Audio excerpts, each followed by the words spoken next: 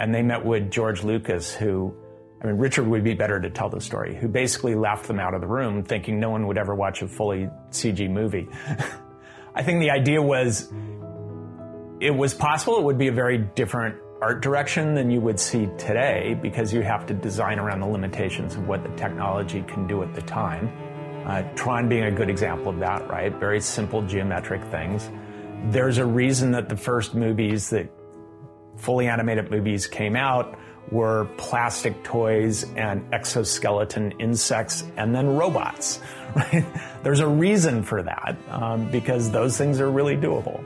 My guest today is Carl Rosendahl, former president of PDI, Pacific Data Images, a company focused on visual effects, TV shows, commercials, and films such as Batman Forever, The Arrival, Terminator 2, and toys. They later expanded into feature animation films with 1998's ANTZ, followed by Shrek in 2001, which went on to win the Oscar for Best Animated Feature in 2002. DreamWorks acquired PDI in 2000, renaming it PDI DreamWorks. Together, we talk about the founding days of PDI, the importance of a strong core team, how to negotiate contracts, and PDI DreamWorks' final days in 2015. You are listening to the 21 Artist Show, a podcast that inspires creatives to make meaningful content to pursue their passions. I'm talking with creators, artists, and engineers about their careers, lessons they have learned, and how to make an impact. I'm your host, Alexander Richter. I'm a technical director and coach in visual effects, animation, and games. For more content, go to 21artistshow.com. Enjoy the show. I'm super excited to have you back on the show, Carl. Thank you, and it's really fun to be here again. Carl Rosendahl was actually my second guest here on the 21 Artist Show. Last time we talked about company culture and how PDI maintained a healthy and productive environment. So make sure to check out the episode. It's still one of my favorites. This time we focus on founding and the CEO part of PDI. I'm interested in how it is to found and manage such a big and successful company, and also how to part ways from it after 2 decades. Let us start at the beginning. How did you came up with the idea of founding PDI, and where were you at that time? I had just graduated from Stanford University, but in high school I did a lot of filmmaking. I grew up in Los Angeles and was surrounded by the filmmaking culture, although my family wasn't in that industry. Came up to Stanford, got a degree in electrical engineering. It was the closest thing that you could do to computer science as an undergraduate at the time. And somehow really wanted to combine my interest in engineering and technology with filmmaking. And I had been playing around at my job after I graduated, which was with Memorex Corporation. A guy I worked with there had an Apple II, and he let me dabble with it. And I wrote a program that could spin a wireframe box. And it's like, oh, that's very cool. And in college, I had done some projects around graphics. So this was 1979 that I graduated. I started PDI in 1980 with the idea of I really want to take my interest in computers and graphics and apply it to TV and film somehow. But at that point, there was no computer graphics industry. George Lucas was just in the process of building up Lucas Digital. Ed Catmull was going there, and the whole team that eventually became Pixar and became Lucas Digital. There was III down in Los Angeles, Digital Effects and Magi, I think, had already started in New York. And that was basically the landscape. So I decided I would just start a company myself to do it, knowing really not a lot about it. So you basically started the company like directly after your degree? Did you get a job in between, or it was just 9 like months jumping after into I graduated? Yeah, so pretty quickly. And I talked to my dad, and who was an independent businessman, an entrepreneur, but in industrial construction. So he built pipelines and factories and things like that. And said I was really interested in starting a company to do this. And so he loaned me the money to do it. Pretty confident that he would probably lose his money. So the caveat was he would loan me the money, and I had to get the equivalent of an MBA, Master's in Business Administration degree out of it. So it was laid down at the beginning that I had to do all the financial part, the accounting part, learn everything I could about business. even though what I was trying to do was create a creative endeavor. And that was incredibly valuable because that knowledge and that pressure for not just me, but our whole company as we grew to be fiscally responsible and take it seriously as a business became part of the DNA of the company. And that was a really important part later on. For the first year, it was just me. I rented a little office space because I knew if I worked at home, I'd just spend time playing with the dog and hanging out in the kitchen. So I rented a little office space, bought a computer, and wrote initially just a paint system so I could get pictures onto a screen. I did some business graphics for Hewlett Packard, slides, which were actually 35 millimeter slides back then. And during that time, I spent a lot of time networking around, and that's when I met Glenn Entis and Richard Chung, who became my two partners in the company. Glenn I met through a group called the Graphics Gathering, which was a spinoff of the Homebrew Computer Club here in Silicon Valley. And it was a group of people who were really interested in all things computer graphics who got together regularly to share what they were doing. And Richard I met through the IEEE, which is an electrical engineering association. And they both believed in what I was trying to do and decided to join me. So they joined me at the beginning of 1982. And we wisely threw away everything I had done up to that point and started from scratch. And we had to build the whole computer animation system and everything. At the moment, quite hard to grasp what was actually there at that time, because we are now in the time of internet. Everything is like packaged, especially in this industry. If I want to create an animation or whatever, I just go to the store and get like Maya, Blender, and stuff like that. I think it's still, even for me, like listening, I'm still kind of trying to figure out actually the state of the like environment that you were in. What was your goal when you founded it? What was the motivation to actually go that way? Because it's an extra mile. Most of the people are kind of happy to find a job after you studied, it's this kind of typical thing. But what was your motivation to actually found it yourself, and basically where do you want to go with it? Well, the idea of using computers to make pictures was pretty not unique. I mean, people were doing it, but very rare, right? So not a lot of people were doing it, and it was done mostly in research and scientific and government kind of applications. But the idea of using computers, which I love, to make pictures and then apply that to the television and film industry was intoxicating, right? It was just so exciting to be able to do that and do something unique in that industry. But the state at that point was there was nothing. The first real computer we had was a PDP 1144, so a 16-bit machine with I forget the stats on it, but less than this watch. And it had an operating system called Xenix, which was basically Unix, which is Linux, right? So that operating system, and a C compiler, and that was the state of the art. The frame buffer we had, which was the not a GPU, but just the memory system for displaying an image, was a television resolution at that point. So 640 by 480, although I think it was actually 512 by 512 pixels, full color. And it was I think like a $60,000 piece of additional equipment, just to display a still image. And then you had to do color map swapping if you wanted to actually show something animated on there. So there was really very little to work with. And everything was, text terminals, not graphics terminals. Remember, this was 1982 that Glenn and Richard and I joined me. The Macintosh came out in 84. Personal computers were just becoming a thing. So it was early. Macintosh commercialized the home computer. You seem to wanted to commercialize 3D or animation as part of that. What was the spark for you to do that? Well, I grew up making a lot of movies. My dad had a 16 millimeter film camera, a Bolex, and you could shoot single frames on there. So we would make movies, and I would do a lot of stop motion animation. And it was just magical, right? So that I was enamored with special effects movies. I saw 2001 when it came out, which was, I think, 1969. And I think by the time I got out of high school, I had seen it a dozen times. And just the idea that you could create those kinds of environments.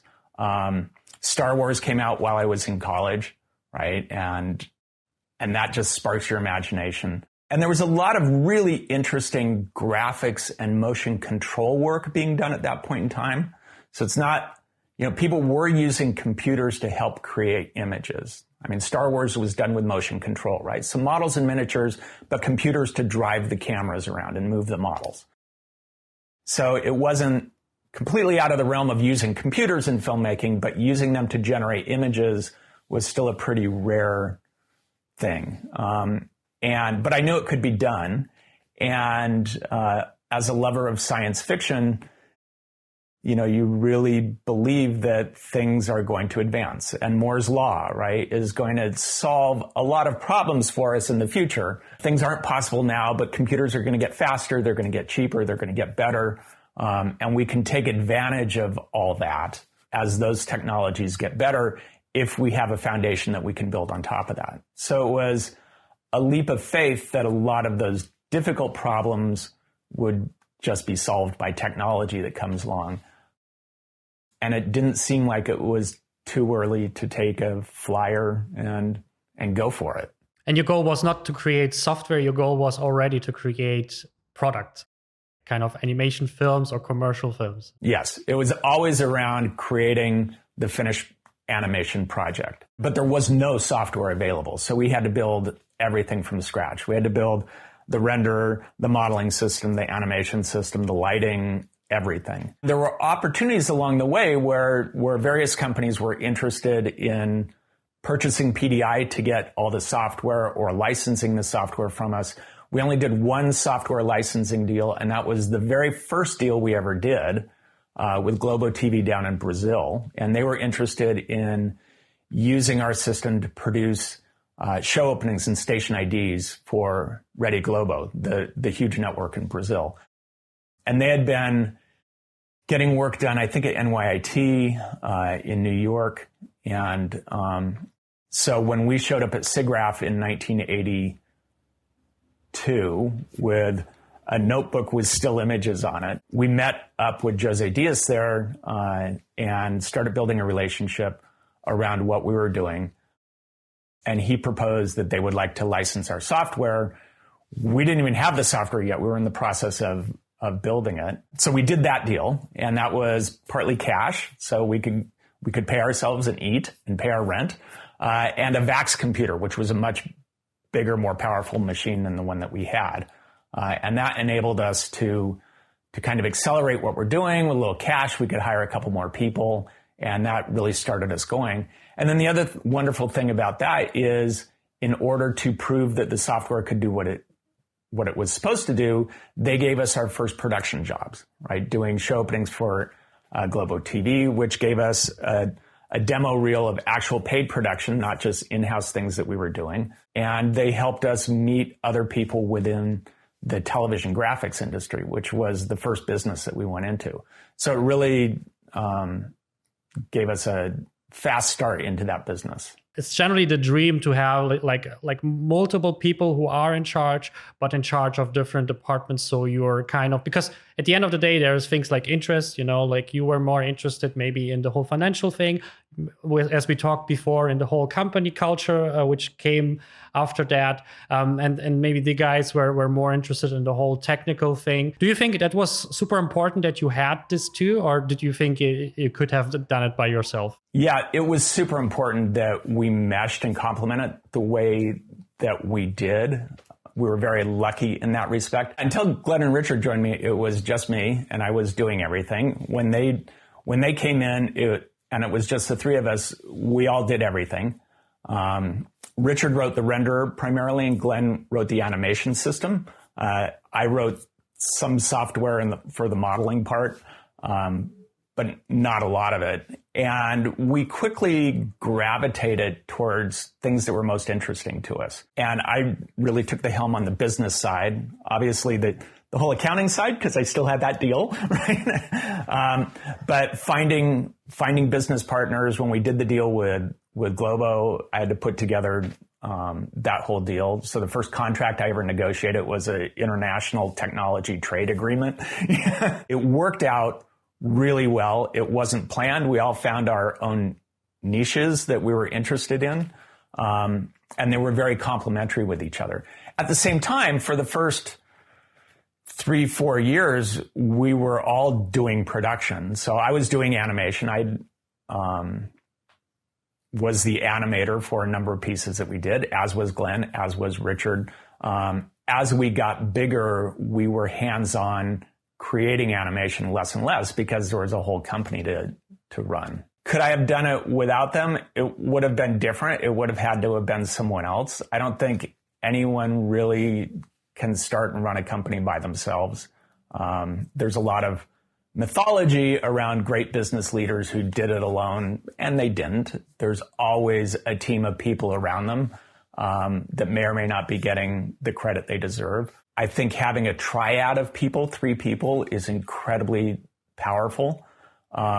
With 2, you may be butting heads. With 3, it's, there's always kind of negotiations going around and a different opinion.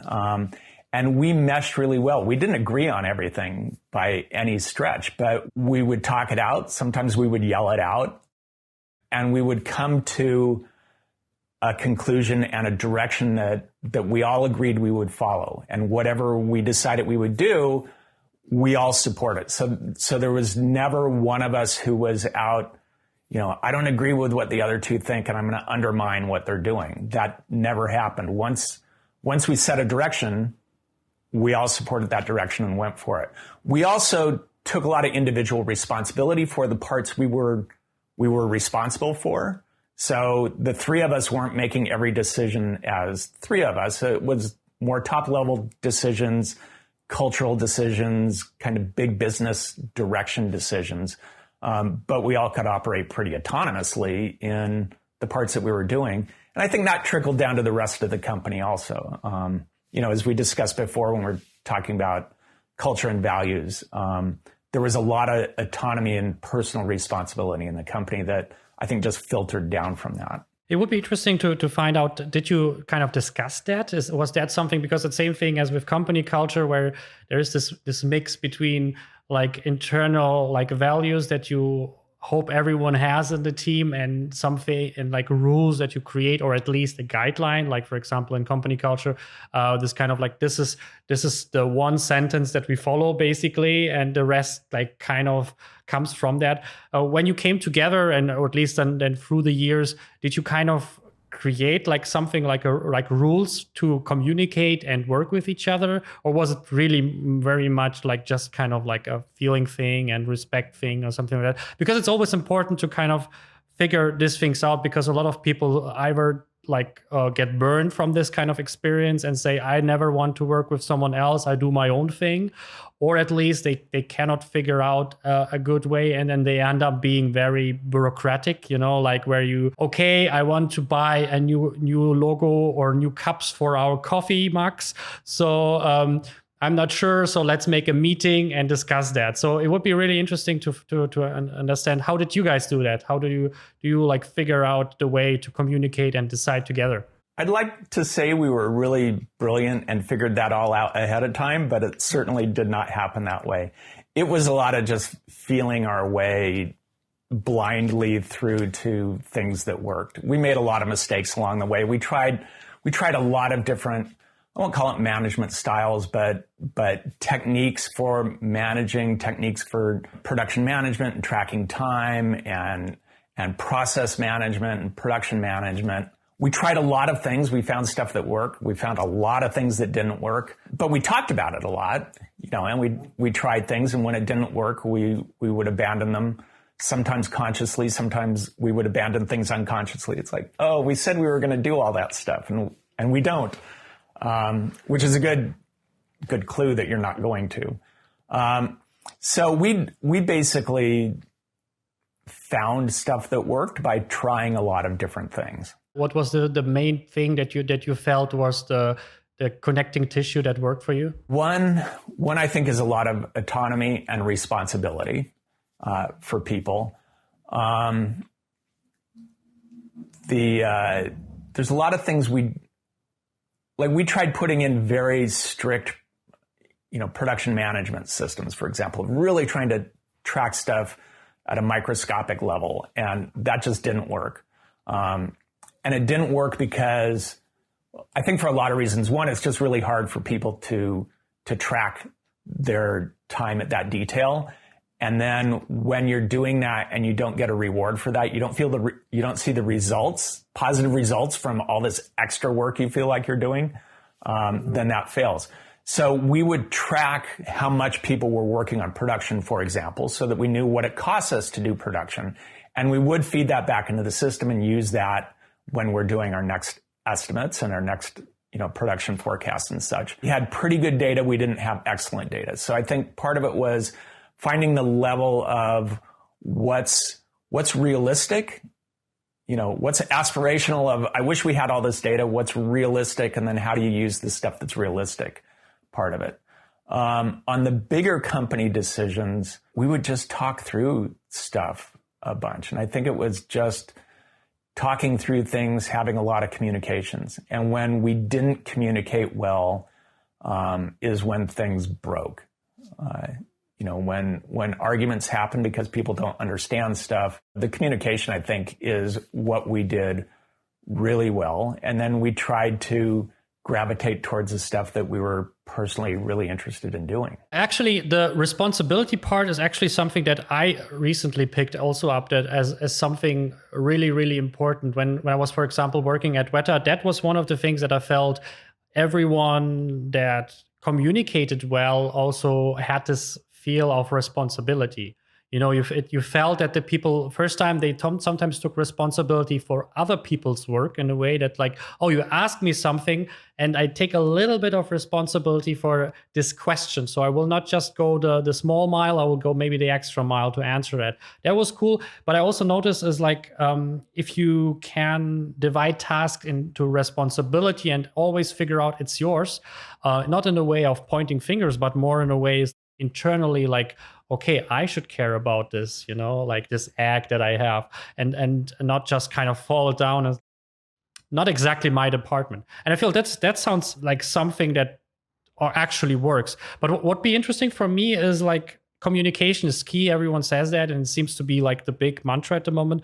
But what is the way that you communicated with each other that you felt that worked? We had a lot of meetings. It's how we communicated. We had regular production meetings. We had regular kind of upper management meetings. We had a weekly all hands meeting with the whole company where we would communicate things to the whole company, but it was also an opportunity for anyone to stand up and share work they've done, show what they've done. So, a lot of that. I did a lot of walking around and talking to people. I would get very restless sitting in an office. So it was very ad hoc. Again, a lot of PDI's history happened before the internet. So digital communications were not the norm. It was, telephone calls, faxes, and face-to-face meetings is the way you got stuff done. So it necessitated a lot of sitting down and talking. I think that could be also a big difference between nowadays is the losing part of personal communication is also this kind of losing part of this emotion of someone that you don't feel anymore if you just write an email and then because I feel like the problem is of this internet communication is a lot of times you don't feel the impact anymore. If someone comes to you personally to your table and says, this is something I would like to do or something like that, you feel the presence and something like that. But if someone write you an email and says, we changed the company's course next year, you read it, but your mind and your mentality doesn't really get it sometimes. So I feel just that you mentioned that, I feel like that's actually a big point, actually, with all the tricks that you do, like, different styles of communication and stuff like that. I think at the end of the day, it's super hard to replace the personal aspect of that. Maybe also like a way of approaching that and finding ways to at least make the important communications in person. I was reading in the Wiki article, which is super practical, by the way, that in 1985, you were proposing a feature-length CG animation film, a way to go in there. What happened there? Because it was like before any animation film actually happened. I think we set the goal of someday making fully computer animated feature films around 1984 and 1985, right? Which was... that's right around when Tron came out, in fact. So there was evidence it could be done, and we're trying a lot of different ways. Richard was working with an art director, I believe an art director out of Lucasfilm, who had a project idea that he was interested in. And they met with George Lucas, Richard would be better to tell the story, who basically laughed them out of the room thinking no one would ever watch a fully CG movie. I think the idea was it was possible. It would be a very different art direction than you would see today because you have to design around the limitations of what the technology can do at the time. Tron being a good example of that, right? Very simple geometric things. There's a reason that the first movies that fully animated movies came out were plastic toys and exoskeleton insects and then robots, right? There's a reason for that because those things are really doable. It would have been a very different type of design if we did it early. And then in the 90s, we did 2 waves of pitching film projects. The first one was well before, I think, probably when Pixar announced they were doing their deal with Disney to produce what eventually would be Toy Story. We did a round to a lot of, pretty much all the studios who were curious about computer graphics and basically all said, no one's going to sit through Tron again. Tron was not a huge hit when it came out originally. So they were curious about it, but it's like no one's going to ever do that again. Then, and we had some ideas that we had pitched. And then prior to Toy Story coming out, Tim Johnson, who was one of our animators, one of our animation directors, actually took time and developed a few scripts, a few story ideas. And we took those around before Toy Story came out to all the studios again. And again, it was easy to get the meetings. They were all very curious. But our approach was really different. This time it was, there's a movie coming out called Toy Story. It's going to be huge. And after that, you're going to be really interested in doing computer animated features. And we're the people who are ready to do it. So we're the ones you want to talk to. And then we showed them, I think there were 3 concepts. One was called Bugs, and it was about microscopic insect-like characters that were also very robotic. And they basically were responsible for entropy in the world. So breaking things down, that was their job. And a wonderful adventure at this kind of microscopic, quasi-robotic, quasi-insect scale. That was really fun. And the other one was called Gargoyles, which was about gargoyles coming alive and what happened in their world, which again would be incredibly exciting and dramatic. So we even had some animation tests for the Bugs one, and we pitched those all around. But we said, after Toy Story comes out, you're going to be really interested in this kind of stuff. We're the people you want to call. And so we had a whole bunch of meetings. Toy Story came out right around Thanksgiving. And then honestly, the next Monday after the box office results were in, just about all the studios called us back and said, yeah, we want to meet with you again. Nice. And that started a lot more meetings that Tim and I went to. The one company we couldn't get to before that was DreamWorks that had just started up in the prior year. Eventually, I just cold called Jeffrey Katzenberg's office, and we got a return call from Sandy Rabins and Penny Finkelman-Cox, who were the two producers for Prince of Egypt at the time, and they were interested in talking to us. And so while we were meeting with everyone else, Tim and I met with them, and it was one of the worst pitch meetings we ever had. Oh no! What happened? It was so here was a great lesson about doing your homework ahead of time. So Pixar had just gone public, and there was a document called the S1 document, which is the document that is all the stuff you have to file that the public gets to build trust in your company and all the background information. There were financials in there. And the financials of Toy Story were not crystal clear because it was Disney financed a bunch of it and Pixar financed a bunch of it. But they asked us for the project that we pitched, how much do you think it would cost to produce this film? And we said, well, with the caveat for just the production, so not including post-production editing and sound and voices and stuff, but our part of producing it would probably be, what was the number then? $20 million, around $20 million to do it. And Sandy said, no, it would cost you much more than that. I said, well, Pixar just went public. I read through the S1 filing. And from that, it really looks like Toy Story cost about $20 million to produce. So I think we're in the right ballpark. And Sandy does this and says, I was the producer of Toy Story, and I was responsible for the budget. I know exactly what it costs, and it costs a hell of a lot more than that. And it's like, oh. Oh, no. Oh, you were? How I didn't know that, it's just like, what an idiot. That was a pretty good schooling there about know who you're talking to and what their background is and such.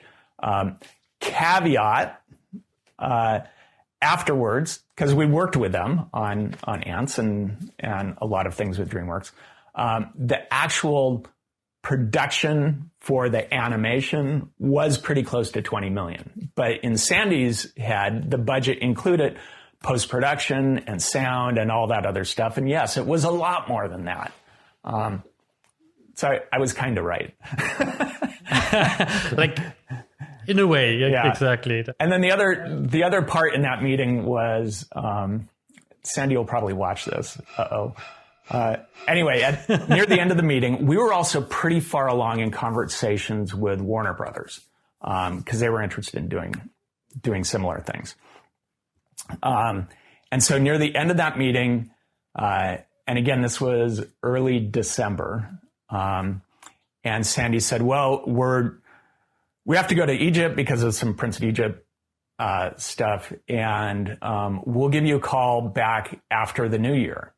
And I said, I thought very politely, if you're interested and could let us know at all ahead of that, that would be great because we are talking to some other people.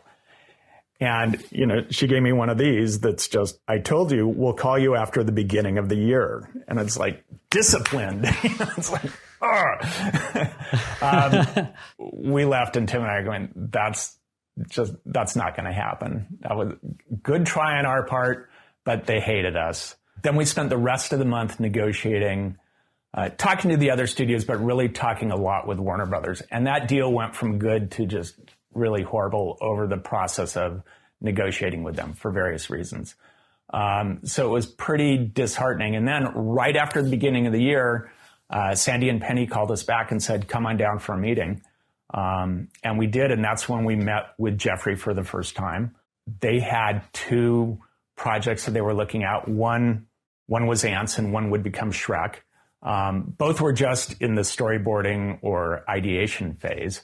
And they said, would you be interested in working on one of those? And it's like, yes, the one with the insects.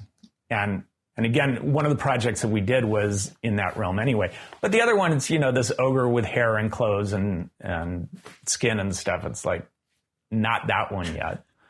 It's too early for that one. Yeah. And within a month and a half, I think we announced to the world that we were doing a deal together in mid-February.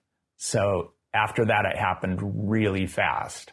And then we made ANTZ, and then we made Shrek. And how much of the success was actually expected from Toy Story? Because it was completely new. No one ever saw that. No one could predicted it. I think most people will probably thinking of it of maybe like something like Tron in a way, because computer graphics, and maybe something for kids. So it would be interesting for me to first understand is like how did the hype actually work? Because you mentioned it's kind of like, oh, there was a success kind of predicted. So you were already kind of on the trail. Well, we really believed, obviously, in the future of computer animation and what could be done. The 90s were a golden age for animation. I mean, Disney animation, thanks to Jeffrey Katzenberg, had a rebirth, and was doing phenomenal work. So there was a huge interest in animation, a big market for it. And you could start to see a lot of great things being done in computer graphics, although primarily in commercials and visual effects for films. So you could see the hint of what was possible there. And short films, which a lot of us were doing short films. Which PDI was a big part of like in this time also. Yeah, and part of that was to exercise ourselves, part of it was a creative outlet, and part of it was to create a catalog of things that would be able to show that you can do this work and you can tell really wonderful, compelling stories with interesting characters. So I think people within the computer graphics world were very excited and very confident that Toy Story would be huge. Outside of that, I think people in the animation world were probably optimistic and very curious. And outside of that, I think people had no idea what they were in for. And I mean that in for in a really positive way. Didn't realize what they were going to see. And it was so different and so exciting and so surprising that it enabled everyone else to jump on and be able to do it too. Yeah, because that's something I wouldn't expect it, to be honest, because like it sounded something like you are used to the Disney movies, you know. They already had, I think it started already to have a little bit of 3D part and stuff like that, but you were not used to full-blown 3D movies. So it sounds more like a risk. And so for me, like when I was like, would guess how people felt about that, especially so like producers or like big companies, I would like be more on the side of caution. Like at least that's what I was expecting. So that's kind of a surprise for me to see that more as a like Silicon Valley for animation moment, basically, where there's like, oh yeah, this will blow up in this whole industry, and it basically created the opportunity literally 1 week later for you to go on. What was actually the pitch here? So how did you kind of approach the whole thing? Because you probably pitched throughout the years before, and this time you already had like a case study where you can say like, I know the numbers and I know kind of that this will be successful if done right. So what was the angle that you were trying to go, like specifically with PDI? Where was PDI next to Pixar, for example? We had developed a full script and treatments for a couple of other ideas. We had maquettes of characters. We had some storyboards. We had a lot of artwork to show what it could look like. So we did everything you would do for an animated film or for a live action film, right? Of kind of support materials to explain the project you wanted to do. And obviously we were open to exploring any other ideas or projects along that way, because, you know, maybe ours is the right one, maybe it's not. So it was really, and then we had, you know, a huge demo reel and lots of great work that we could show that, you know, we're not blowing smoke. This is the type of work we actually do. And we had done one little piece of test footage with one of the characters in the script that we had written. But we had short films, we had demo reels, we had the Pillsbury Doughboy dancing, all sorts of things. So it was easy to show that we had the capability. You know, there was a perhaps trepidation about, well, you're only 90 people and it takes a lot more than that to make a full film. And it's like, yeah, but we know how to ramp up and, it won't be a problem. It'll be fine. 20 millions and we're fine. Yeah, we had a lot of confidence, at least when we were presenting to other people. Welcome to our short mid-episode coffee break. If you love the content and would like to have a successful career in the film or games industry yourself, check out my website 21artistshow.com. There you can find helpful articles, masterclasses, and coaching opportunities that help dozens of my students to bring their profession to the next level. That's all. Check out 21artistshow.com and share the podcast with cool people you know. Let's continue with the episode. Which is actually like the golden rule, fake it till you make it and then make it afterwards. But it reminds me also on our last discussion where we actually had, when we talked about company culture, where we had this discussion about having a clear goal and a clear mindset and always checking with yourself. And I think one of the reasons that you actually did get this opportunity is besides the high quality on Terminator and where on like all this commercial work that you did, I think that you still kept this animation part of PDI alive and kicking basically. As I read, like 1992 was actually the animation department founded. I mean, you probably can approve or not, like the wiki article basically that I read, and that was like a huge thing. And as we talked last time, you guys literally had to decide, okay, this is going well, but this is not what we want to end up in like a few years. And I think that was one of the reasons that PDI became one of the first ones who work on that, because you invested heavily into something that was not proven or was not actually working yet.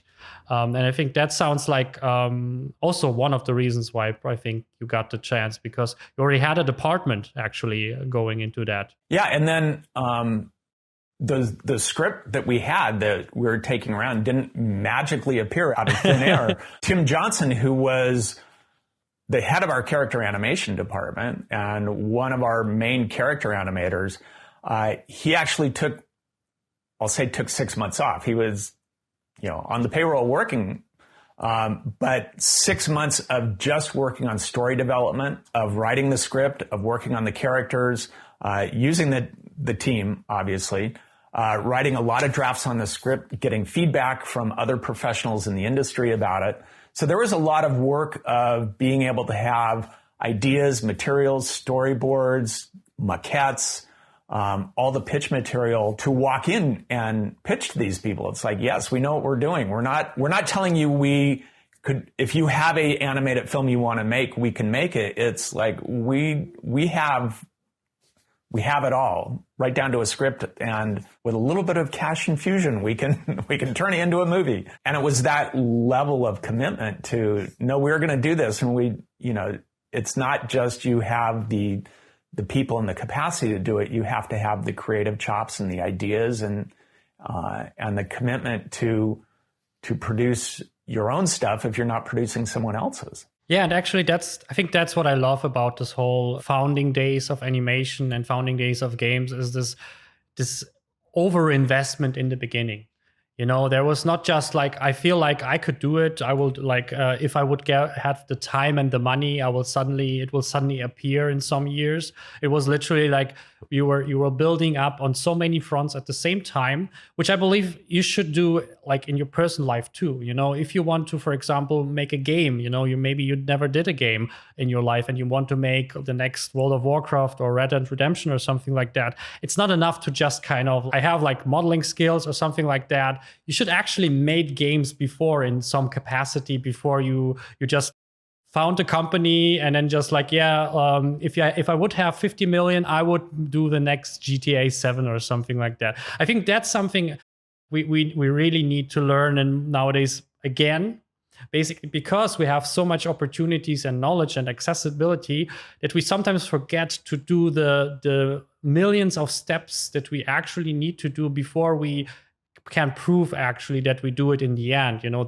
Just the money and the time will not suddenly appear a product at the end of the day. And I think that's something super, super interesting and super helpful. I brought back a prop. Let's see if I can get him in focus. There we go. So this is the maquette for the Bugs project that we were pitching. So this was our star character. That's awesome. He could cause some trouble.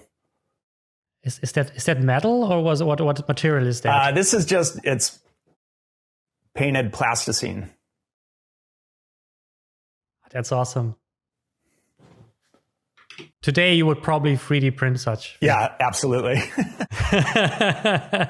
Much easier to create something. But I think that's also like a big pitching tip. I think I hear from you is like, if you have an opportunity to have it like haptically, if you can touch it, I think it always like makes people much easier to say yes to, literally, like if you create a book and you already give someone basically like a prototype of the book or something like that, it just feels like more real.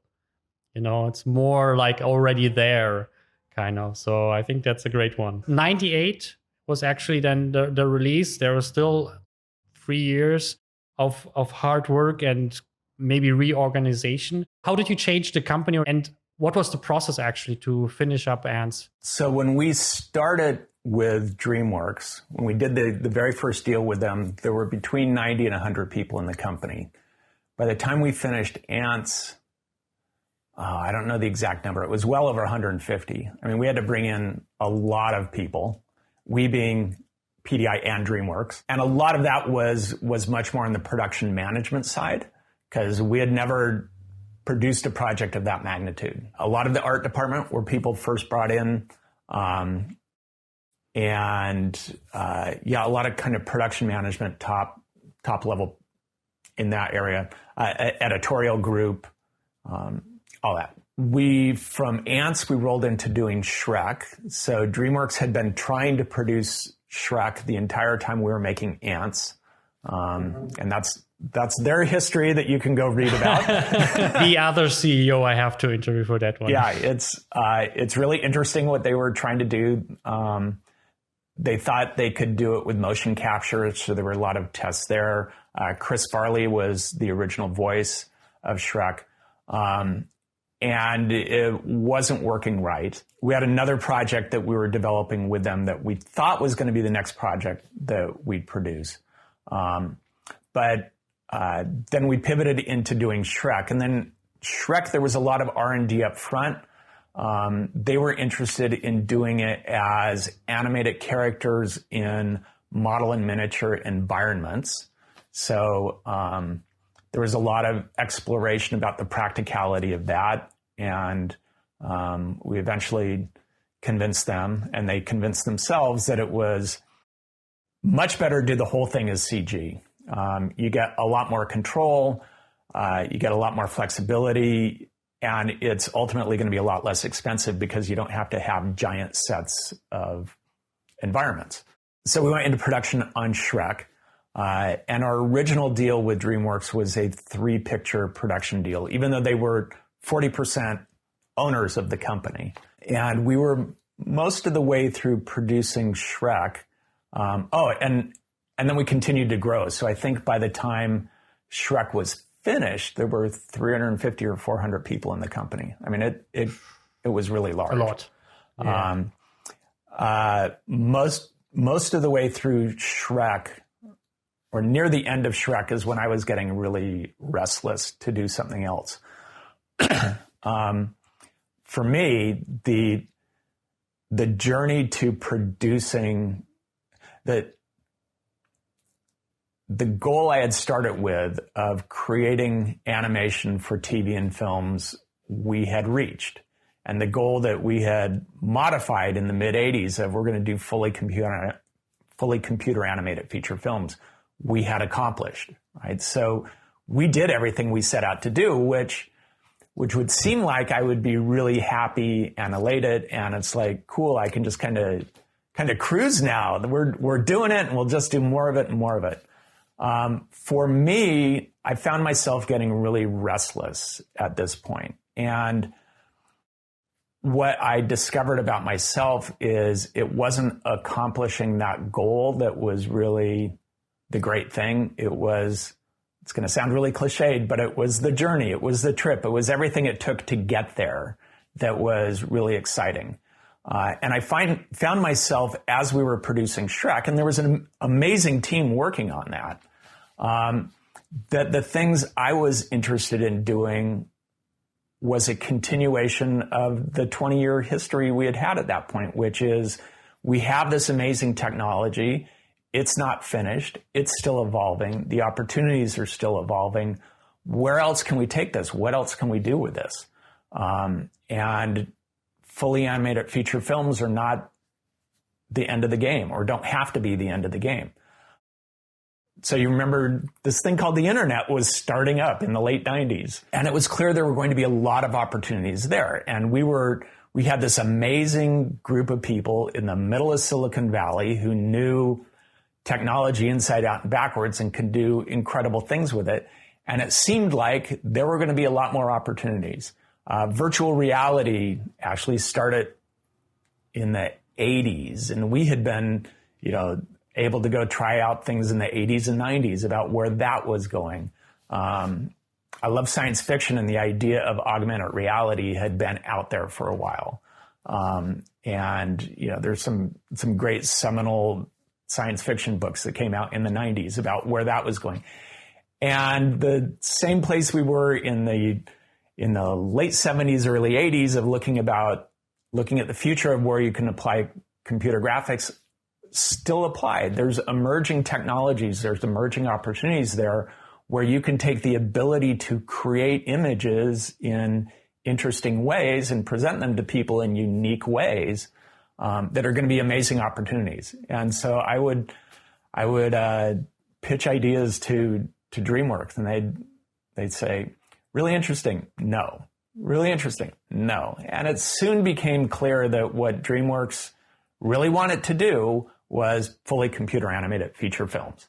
And their agenda was going from one film every 2 years to eventually they were trying to do 2 or 3 films a year. And that was just not interesting to me. Even though it's what I had been trying to do for 20 years, once I got there, it's like, no, I loved the part of trying to figure out how to even do broadcast graphics. And then when we could do that, how do we do animated films, and who are the people, or commercials, and who are the people, and what are the opportunities, and what skills and tools do we need to be able to do that? And then film effects, and then finally animated features. And it's like, I want to keep doing that stuff.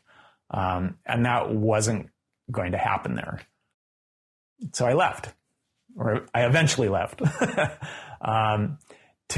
Without a specific goal of how or where I was going to do that. But I knew that staying at PDI for me was going to be a frustrating thing, because I wasn't getting to do the fun, creative stuff that I really wanted to do. And I wasn't going to get the chance to push it into some interesting new other directions. Yeah, I feel like this is something that you don't see when you start things, in the start of your career or when you start a company. I feel like you always pursue the goal, and you actually, you're so focused on the goal that you whatever kind of, basically company culture wise, whatever costs you want to achieve there. And if you burn people, if you burn yourself, if you make roads that are not actually aligned with yourself, you want to get to the goal. But I think the older you get, the more professional in your career, and as a founder in your case, I think you notice that the way is actually the one that is the most interesting. That's the one that you experience each day. If you see ANTZ 3 years, okay, then you have a movie. But there was still 3 years, 3 times 365 days kind of situation where even if you didn't work, you were thinking about it and processing it. So I think that's something you kind of learn through time, or when you actually achieve your goal, and then you're like, it was never actually about the goal. The goal pushed the way, which is important, of course, but the goal was actually never the goal. The experience was the goal kind of there. And I think that's something people don't recognize a lot of times, especially if you are in a specific position where you make a decision that people will kill for, basically, why do you leave a company or your own company and stuff like that? I think that's super hard to understand. So for me, it would be interesting, Because specifically, I think the phase between like 95 and 2000 with ANTZ and Shrek, what was the time, or what did change for you in this 5 years? Because I think it was probably this two project that made the big twist, because it was the goal. You arrived where you wanted to be, but then you leave in the moment where everything kind of comes together, and you can now really produce as many animation films that you want. So for me, it was like, what was about this 5 years and these two projects, and what happened in there for you in your own process that made the change for you? I think for me, when I left, I didn't realize that was the reason. I just knew I was really frustrated and kind of bored. There was so much happening. There wasn't really time to be bored, but not creatively engaged and excited. So I think it was that frustration of wanting to be doing creative things, not businessy things. And even though I had been running the business, and of the three of us, I was the business guy, it was always around, if I don't get to do the creative work, then my job is to enable other people to do the creative work so I can be, around that.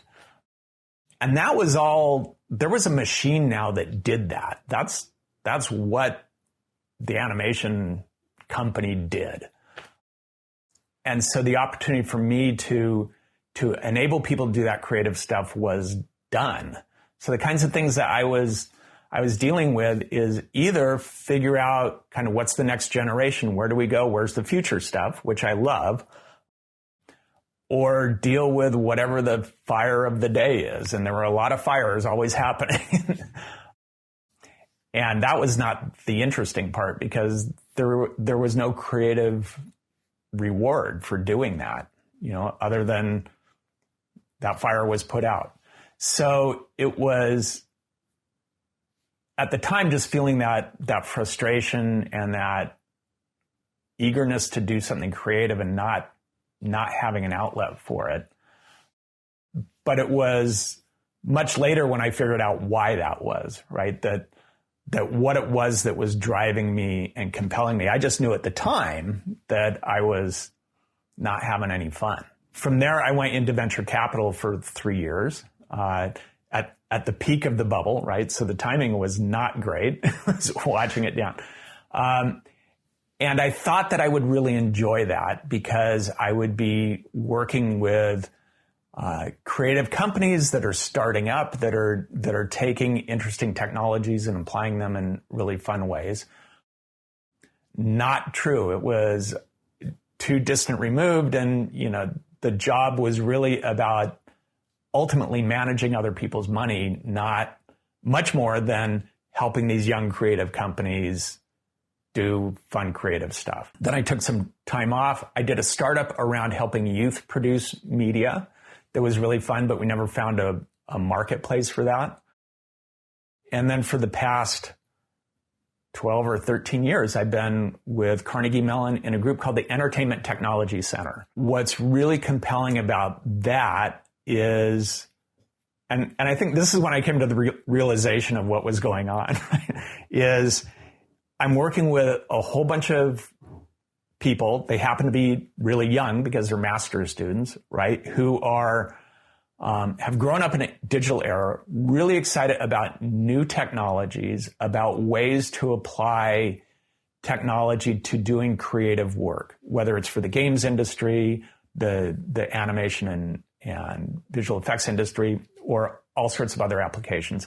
It's dealing with all sorts of emerging platforms, whether it's AR or VR or mobile devices, all sorts of stuff. And being able to experiment with creative minds, using new tools and having to create tools in emerging technologies is just really exciting and fun. And that's the part I was missing at PDI, is like, where do we push things forward again? That's kind of a convoluted, long answer. I don't know if I got to what you were interested in. No, I mean that's the thing. It's always kind of hard to pin down. We grow, and then we find a lot of times when we look back, what was actually the thing that we're missing. A lot of times it is just the framing. Like a lot of times I see myself doing the same thing with just a different framing, and then suddenly from completely not enjoying something to completely enjoying something. I mean, I don't know. I think you're in this case very similar to me. I love the creation part. I love the part where you still guerrilla a little bit, where you have the opportunities of pushing. I'm for example someone who likes to burn everything down and start from scratch. If I see the like, for example, if I see like the pipeline is not good, like instead of like 10 years of changing, is like, can we just delete the whole thing and spend a year of rebuilding it and then have an edge and don't have the frustration of 10 years of trying to kind of fix it. So I absolutely get it. Why not just shift the whole company to a different direction and just say like, this is what I like to do, basically. So that was also an opportunity. So why did the other way? It wasn't really an option. There was a company built to create animation. A lot of great individuals who were interested in other things, but a lot of people there were interested in that. But I had equivalent control as DreamWorks technically, like on paper. But the reality of doing production and such isn't that, right? So if you just think about, well, I'm doing a project, if you take even the stock ownership out of it, I'm doing a project for a client, but it's my company, so I'm in control. It's like, no, the client's in control, right? It's the project they either, that they want you to do. So you have to produce that for them. There were not the financial resources to tell DreamWorks, it's like, hey, we'd really like to do another film for you, but instead we're going to do this other thing. It's as with any production company, you're running on a really thin margin. So the reality of pivoting in another direction is not an option at all. And I was probably the only one who was that frustrated, right? There were 350 other people who were really excited about doing what they were doing and were living the dream that we had been pitching for 20 years. I think at that point, if you're frustrated, it's like, don't drag everyone else in that other direction. They're all really happy, right? The problem's here, not there. So if it's just me and I'm the one who's frustrated, then I should go do something else, not try and pivot that whole thing. But DreamWorks was very much in charge because it was their projects and their money that was financing all those projects. That's I mean that makes absolute sense. It always sounds so easy.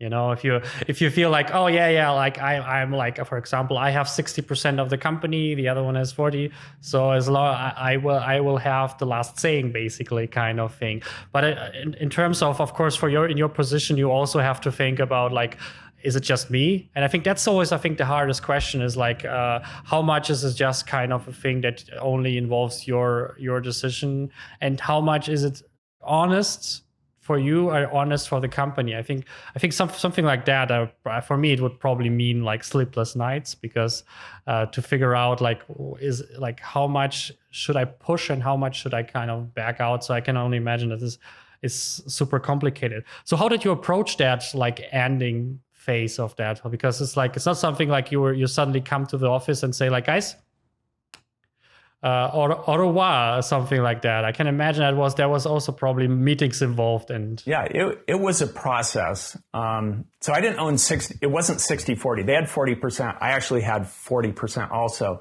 And the other 20% were all the employees.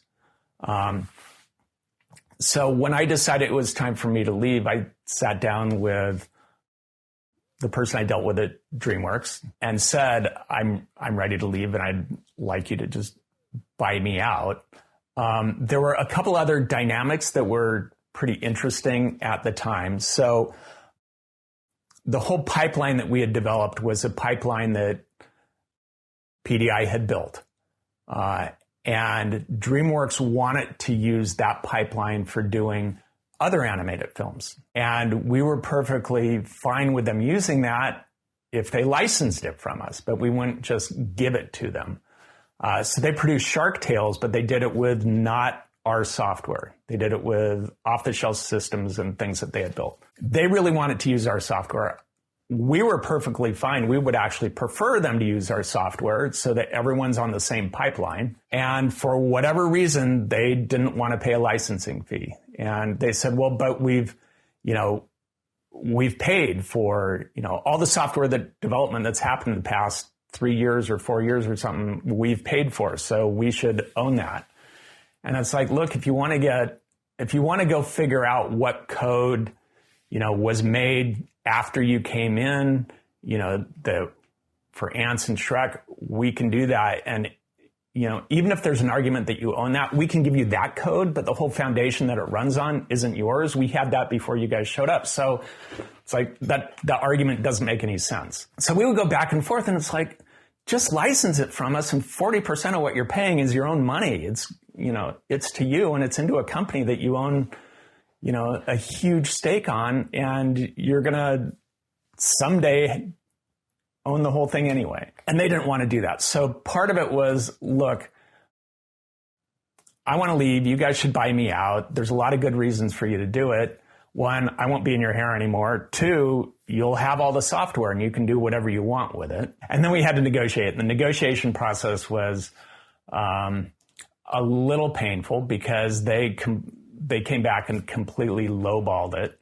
They said, we'll give you a small amount of money for it. It's like, no, it's worth a lot more than that. And their argument was, well, we own 40% of the company. It's not like there's a big market to buy 40% of the company out there. So you're kind of stuck with whatever we tell you it's worth.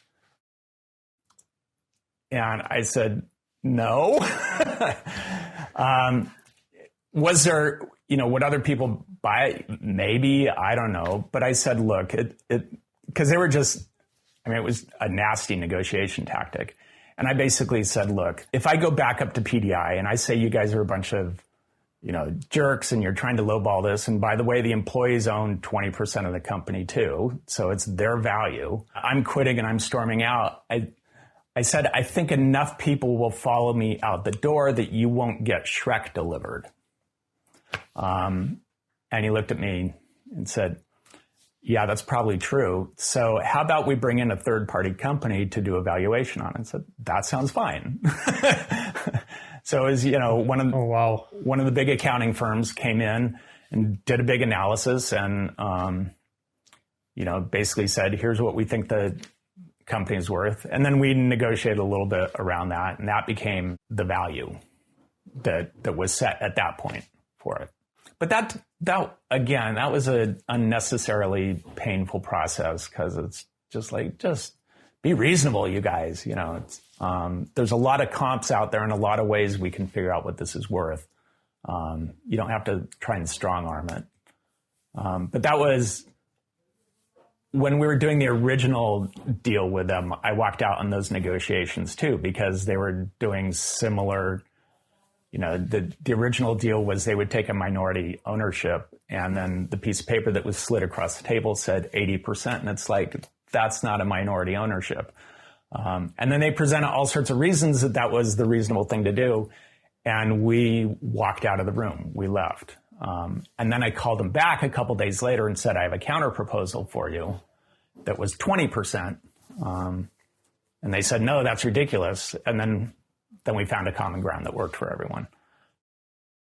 And before that, when we did the original deal with Globo TV, I walked out on that negotiation too, when they changed the terms at the last minute. And then the next day, they reverted back to the original terms and everything was fine. So I was used to walking out of negotiations that were really important negotiations. But it's, you gotta believe in what you're doing and believe in it at a level that you're not going to let someone else define the rules. You just have to, believe deeply in it. But, the negotiation process is always a difficult thing, right? So we got through all three of those things. I walked out and we're all really, good friends afterwards. I mean, there's no hard feelings when you do that. The deal ends up getting done, and everyone's a little testy for a while, but you got through it. I had a great relationship with the people at DreamWorks and the people at PDI afterwards. That was all fine. It was just a little bumpy there for a while. There was a lot of good tips about negotiation, I think, because that's one of the things I actually noticed, that a lot of people don't either go much too personal in this whole thing. And in a way, it is personal, like it is, for example, in this case, it is your company. There's a lot of money involved. I think you cannot completely detach yourself, 20 years of investment, and then suddenly someone comes and says this is what you get, and you're like, this is not even reasonable. I think you cannot completely detach it from, okay, this is not personal and this is just numbers and stuff like that. I think that the hard part is to not put too much respect into money. If someone gives you an offer, it's their calculation of what they can kind of get away with. In a way, that's what we try to do. We don't want to kind of throw money at the wall and then say, okay, everyone kind of a little bit tries to get away with something in a negotiation. And I think you basically said it, and that's one of the things that I actually teach when I talked with people about contract negotiation is you must be able to go away. You must be able to stand up and leave the table or the email or whatever in a way that people feel, okay, if it's not in a way that works for you, you should make it very clear that this is not the only thing that you have in your life, basically. And I think if you have this mentality, that's the best way for yourself, mentally, and also for the other person to kind of recognize, okay, we cannot just push you around, because in a lot of sense, for example, if you're an employer and you want to work for a company, this strong arm tactics kind of can be there too, because you are one guy and there is a big company where you want to work for, and they're suddenly hey, we're Pixar, we are whatever, you want to work for us, here's the contract, good luck or go away. And then if you this is not exactly what I want, and then you have to sorry guys, I know my worth, I have specific things that I care about, and if you don't care about it, I go. As long as you keep a nice tone, a positive relationship, as you basically mentioned, at the end of the day, you're still friends. You're still kind of can talk with each other. It's not just rotten and everything. I think if you can't keep it throughout the way of this feeling of you're still in negotiation, even if sometimes it feels like a dead end, I think that's the thing where you are not as much afraid of that everything will blow up, because you're still kind of I try to understand you and I try to come into your direction, but I will not accept that kind of thing. And I think that's super important. You should probably do a course on that one, kind of teach people how to create contracts and to negotiate prices or something like that. I would definitely go into this course. Well, I think you're right. If you're not willing to walk away from the negotiation, then you're not really negotiating, right? And the other thing that I learned really early on that was a huge mental help was that for a lot of people who are, we'll call them professional negotiators, it's a game, right? It's a challenge to see what they can do and what they can't do. And if you're not treating it as a game, then you're going to lose the game, because they're going to play all sorts of tricks and things. So you have to go in knowing you can lose. Right? And by lose, I mean the deal doesn't happen. You have to go in for that. And it's really hard to do, but having an attitude of it's a game and we're going to play this game and it's going to be fun. It's not fun, but just that attitude, knowing that they're playing it as a game.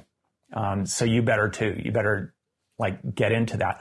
But it also means that it's not going to be personal that way, right? It's a game. It's not a fight. And if you end up doing the deal, then everyone's satisfied because you did the deal. I think that's the game part is actually something I noticed too. And you probably had the situation where you sit there and you listen to someone and you notice the tactic or the trick that they're using, and you're like start to have this smile suddenly, and you're like, and your brain only thinks how to react to that kind of thing. You know, if like someone, like for example, offers you something ridiculously low and you're like, or someone brings like sentences. I remember one company told me, asked me kind of what I was expecting, but in a way that they already kind of said, that's what we pay our employees. And then they asked me in the next sentence what I'm expecting. And I was like, can only have one. We cannot have both. Like you cannot like tell me this is what we pay, so what you want is like already kind of this called anchoring basically. And this is like where I'm like, I was kind of smiling a little bit.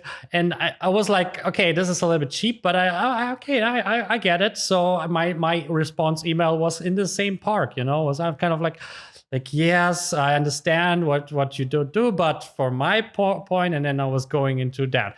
And I think that's important. It's kind of this playing a game, and I think the same applies for everything, you know, like even if you want to make a point or want to bring your company in a specific direction, I think also with your partners, you have to kind of play a little bit of a game. You shouldn't be like kind of, I want this, but a little bit kind of this dancing in a positive way together, I think is part of everything. And if you can approach that in a way of a gamification basically way, I think it makes everything much more enjoyable. Even if you have this strong emotion sometimes and you get kind of frustrated, you still can at least like, okay, I understand, I see a little bit from the outside, and you have a little bit of a moment where you like, I'm still like very emotional, but I can also see this back and forth game that we're playing. And I think that helps a lot of times. We basically kind of wrapped up the whole history. And sadly, 2015, they finally closed the doors for PDI. Was that something that still kind of connected with you at that moment? Or were you so already like 15 years so far away that it was like watching the news basically for you? It was definitely an emotional thing when DreamWorks finally closed PDI up here. For sure. And they did a very well done kind of closure event that Glenn and Richard and I were invited to. So we were there the official final day. It kind of lingered. A lot of things lingered after that. So yeah, it was sad, even though I hadn't been there for a long time, to see the end of it. I honestly was surprised it lasted as long as it did.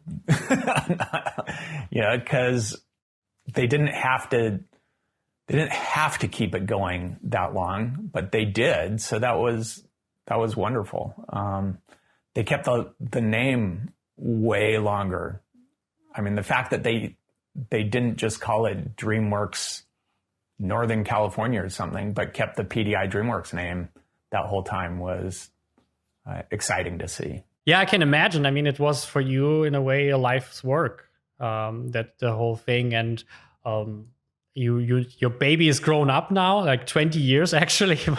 When you left, they were already kind of were out there and studying and working as a job. So, but I feel like that's why I was asking, because I feel like you can never completely detach from something that you spend so much time in. It's the same thing if you work for a company for so many years and then maybe you're like not there for 10, 20 years, you still, if something happened with that company, even if you were just an employer, I feel like there is still like a big connection to that. And for you, it's probably even much, much stronger. 2000 was the time where you tried to figure out a new way, and you did the venture capital. And so what's the thing that nowadays, what's the, because I know that you're still very active. You're still kind of going your personal thing. I know that you did, like, I saw your YouTube videos.